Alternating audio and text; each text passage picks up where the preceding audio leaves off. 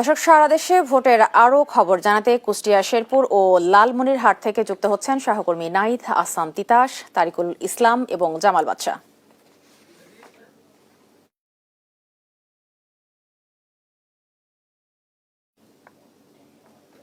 দর্শক, আমরা প্রথমে যাচ্ছি কুষ্টিয়াতে। সেখানে আছেন আমাদের সহকর্মী নাহিদ আহসান তিতাস। তিতাস, ভোটাররা কি সুষ্ঠু ও শান্তিপূর্ণ পরিবেশে ভোট দিতে পারছেন কিনা, কি বলছেন তারা, জানাবেন।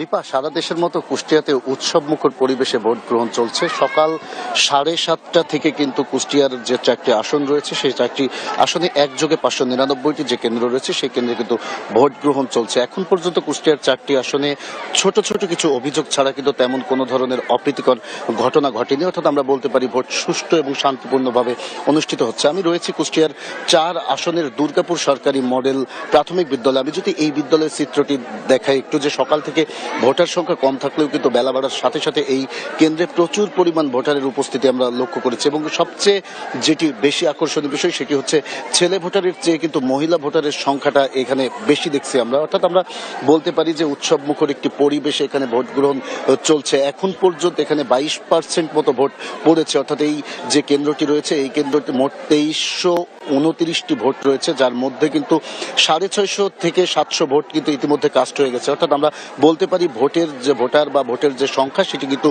সুষ্ঠু, শান্তিপূর্ণ এবং উৎসবমুখর পরিবেশেই অনুষ্ঠিত হচ্ছে। কুষ্টিয়ার 4টি আসন রয়েছে, 4টি আসনে মোট 25 জন প্রার্থী প্রতিদ্বন্দ্বিতা করছেন। এর মধ্যে মূল প্রতিদ্বন্দ্বিতা কিন্তু হচ্ছে বিএনপি এবং জামাত প্রার্থীর মধ্যে। এছাড়াও আমি যদি একটু জানিয়ে রাখতে চাই, এই 4টি আসনে কিন্তু মোট ভোটার রয়েছে 17,47,521 জন। এবং এই ভোট শুরুর আগে কিন্তু জেলা রিটার্নিং কর্মকর্তা এখানকার 287টি কেন্দ্রকে ঝুঁকিপূর্ণ কেন্দ্র হিসেবে ঘোষণা করেছেন এবং 99টি কেন্দ্রকে কিন্তু অতি ঝুঁকিপূর্ণ কেন্দ্র হিসেবে ঘোষণা করেছিলেন। আমরা আইন শৃঙ্খলা বাহিনীর যে তৎপরতা দেখেছি, সেনাবাহিনী, বিজিবি এবং তার পাশাপাশি কিন্তু বিপুল পরিমাণ পুলিশ মোতায়েন করা হয়েছে। অর্থাৎ আমরা বলতে পারি যে সকাল থেকে শুরু হওয়া যে ভোট সেটি কিন্তু কুষ্টিয়ার যে 4টি আসনে চলছে সেটি একেবারেই সুষ্ঠু, শান্তিপূর্ণ এবং উৎসব মুখর পরিবেশে চলছে। এই ছিল কুষ্টিয়া থেকে আমার কাছে সর্বশেষ খবর। আমি চলে যাচ্ছি শেরপুরে, সেখানে রয়েছেন আমাদের প্রতিনিধি।